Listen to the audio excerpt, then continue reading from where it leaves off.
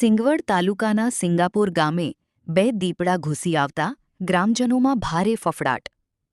દાહોદ જિલ્લાના સિંગવડ તાલુકાના સિંગાપુર ગામમાં આજે બે દીપડા દેખાતા સમગ્ર વિસ્તારમાં ભયનો માહોલ સર્જાયો છે.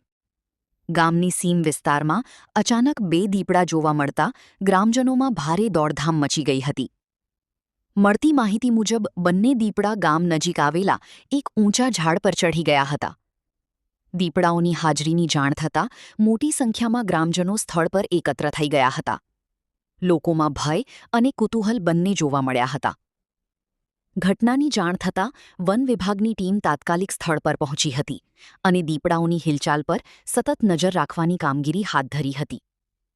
પ્રાથમિક અનુમાન મુજબ બંને દીપડા ખોરાક અથવા પાણીની શોધમાં જંગલ વિસ્તાર છોડીને ગામ તરફ આવી પહોંચ્યા હોવાનું માનવામાં આવી રહ્યું છે.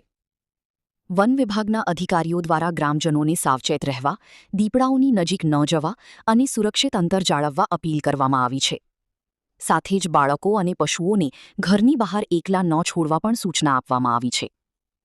તાજેતરના સમયમાં વન્ય પ્રાણીઓના ગામડાઓ તરફ વધતા પ્રવેશને કારણે ગ્રામજનોમાં ચિંતાનો માહોલ જોવા મળી રહ્યો છે.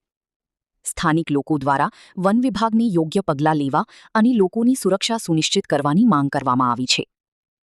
હાલ વન વિભાગની ટીમ સતત મોનિટરિંગ કરી રહી છે અને સ્થિતિ પર નજીકથી નજર રાખી રહી છે.